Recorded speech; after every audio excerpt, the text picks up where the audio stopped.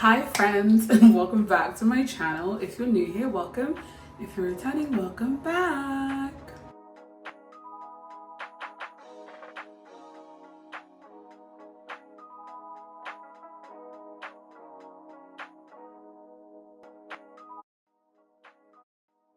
So today we're going to be talking about grieving, yeah, kind of like the heartbreaks of loss while I try out my new skincare. One of my goals for 2025 is actually like figuring out my skincare. I think at some point last year, I didn't really like how my makeup was sitting on my face, and I had like a bunch of allergic reactions, and my face was kind of just doing a lot. I've never really had much of a skincare routine, but I feel like I was working on like old information, because now my skin is like super dry, but when I was growing up it was actually like quite oily, so I always used to like work on everything based on the fact that it was oily. However, I never really had like a good proper like skincare routine per se. So we're gonna start off by unboxing this and then just kind of like talking through as I use it. So I got 4 items: cleanser, a toner, a serum, and then like a facial moisturizer, like face cream. And all of this was under $100. But yeah, she gave me 2 options. The other one was more like a gel consistency, but I wanted something that was gonna be like quite thick and very, very moisturizing. It's nighttime, I just got back from the gym and showered. This is the cleanser that I got from Innisfree. And then I got my toner from Pharmacy. And then the facial moisturizer and the serum were both from The Ordinary. Okay, let's see how this goes. When I was growing up, my aunt used to use like a lot of Aveeno products because like her and her kids had quite sensitive skin, and so do I. So for a while I've been using this Aveeno Positively Radiant Brightening Scrub, and I kind of used like different things from this line. I used the toner, but I felt like it was pretty much like drying up my skin. A daily moisturizer, which is like supposed to be like a hydrating face cream, but I didn't really feel like it was hydrating as much as I wanted it to. But funnily enough, this is for dry skin, so maybe I'll try it again. What worked the most was like this daily moisturizer, and it also had SPF in it. I remember a couple years back when I was talking to a friend of mine about skincare, because he seems to be like into his skincare. Yeah, so I asked him like, hey, like what do you kind of suggest? He suggested The Ordinary because he used quite a few of their products, and he was like, yeah, he can vouch for them. His suggestion was basically just like try different things to see what works for you. And obviously I'm not trying to break the bank when it comes to skincare, especially if it's like something that's going to react badly with my skin or something that's just not going to like last very long. I live in Winnipeg, and in the winter the weather gets so awful. It's like minus 30 something, and like it really, really dried out my skin. And I think that's when I was like, okay, I need to take this seriously now. So let's get into it. I'm not gonna cry. I'm not gonna cry. I'm not gonna cry. Okay, so ChatGPT says cleanser, toner, serum, moisturizer, for what I have anyways. So it's been over 6 months since I lost my friend. Her name was Tia.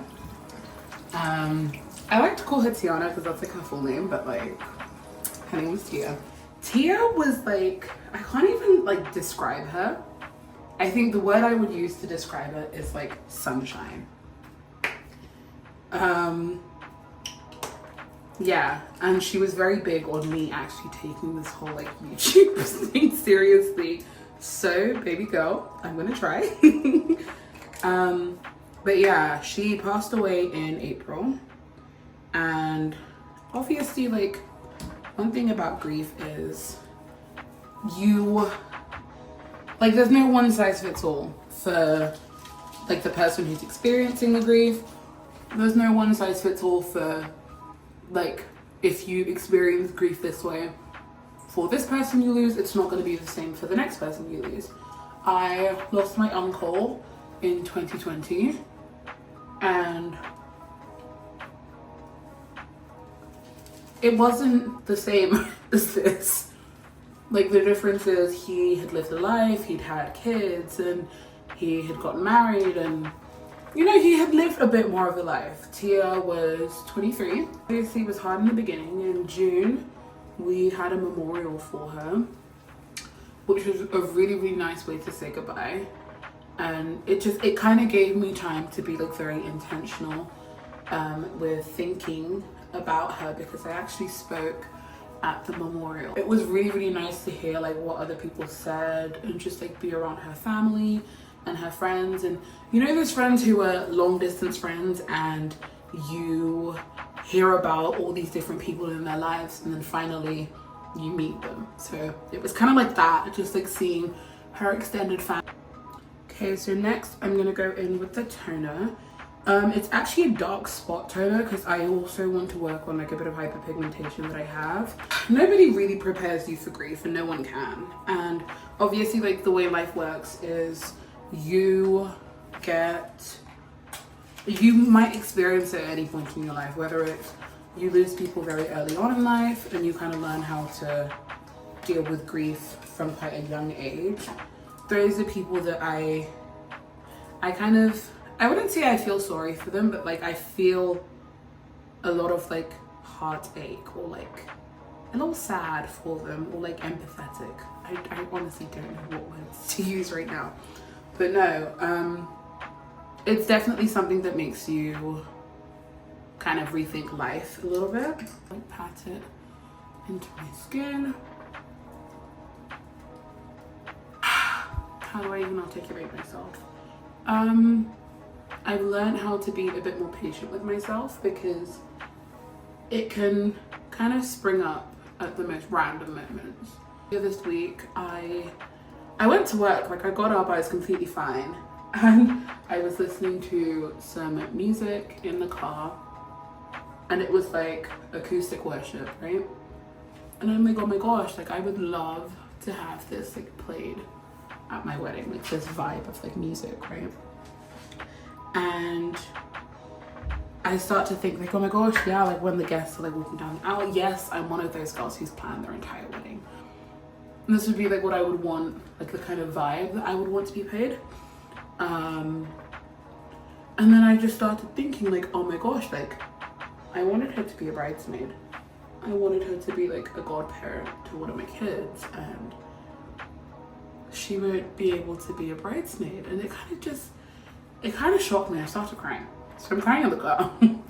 I get to work, I run to my courtroom, and I keep crying.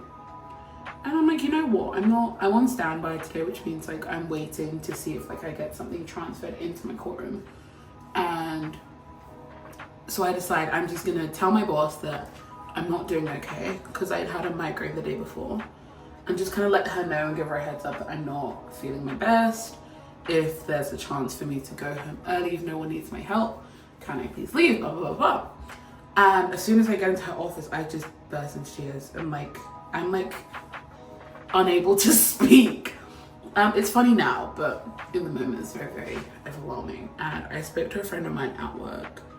I have a couple friends at work who have dealt with grief, and they've been like super helpful in this, I would say this season, because they have just given me like, whether it's reassurance that I'm not going crazy, or like I'm not, whatever I'm feeling is like completely valid and like it's completely okay, and just understanding that there is no time limit to feel better. I try my best to kind of just like, okay, we've done this, let's move on and deal with something else. But it takes its time. Like, it's been months I haven't cried. Obviously I think about her every day, but it's been months I haven't cried, blah, blah, blah.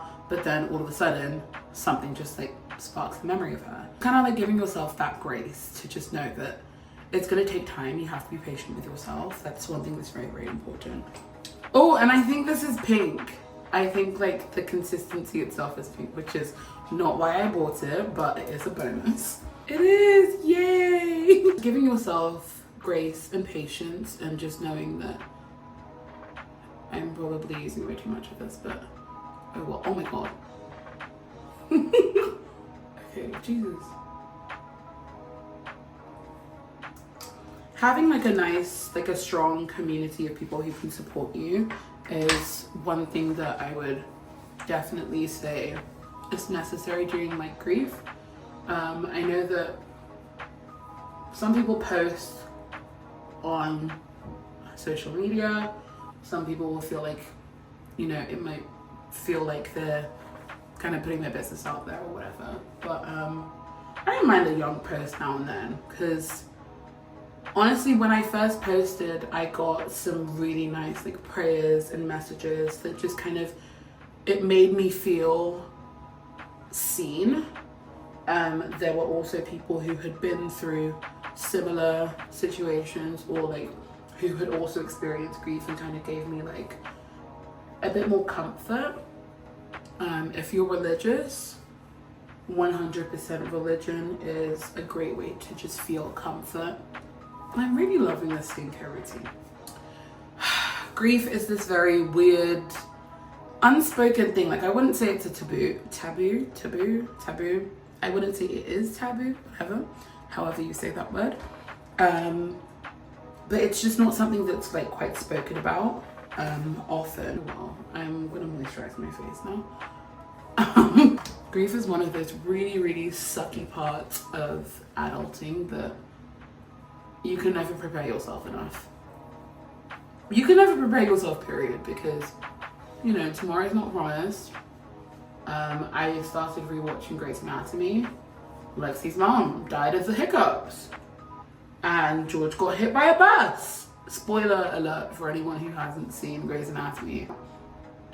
It's literally been out for 20 years, so if you haven't watched it and I'm spoiling it for you, then sorry, not sorry. My face feels very, very moisturized. If you guys enjoyed my little yap session while I figured out my new skincare routine, to anyone out there who is going through some sort of grief, if you're grieving the loss of a loved one, a friend, an acquaintance, or family, just know that you're in my heart and I'm praying for you, because everyone needs prayer for peace and just like comfort and love in the world.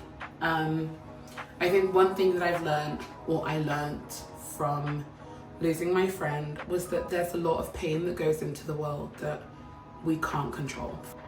I hope that my worst enemy never has to deal with something like this, because it is heartbreaking. But one thing that I learned from losing her was how short life was. And if I can do one thing every day that limits how much pain that I put into the world, I'm gonna try that. So ever since, I just tried to be like a bit kinder to people, give people a lot of grace, like just knowing that you can't expect everyone to do things exactly how you think they should, or react how they should, and how like your behavior can impact other people. But yeah, this video was for you, Tia. I'm gonna try my best to take this seriously, because I know how much you wanted this for me. So thank you so much, guys, for tuning in. And if you have any suggestions for dry skin, please let me know. Dry skin, hyperpigmentation, and what are the other ones? Slide into my DMs, comment below. Yeah, I'm a big fan of like artificial beauty, like lashes, nails, and getting my hair done and blah, blah, blah, blah. But none of that is gonna be worth it if you're not taking care of like the base, which is something I don't do, including my hair, but that's a story for another time. So yeah, I hope you guys enjoyed my skincare.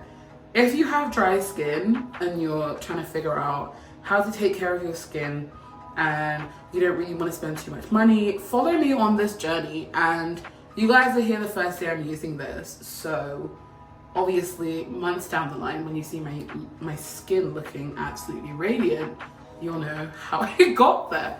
But yeah, thank you so much, guys, for watching. I'll see you in the next video.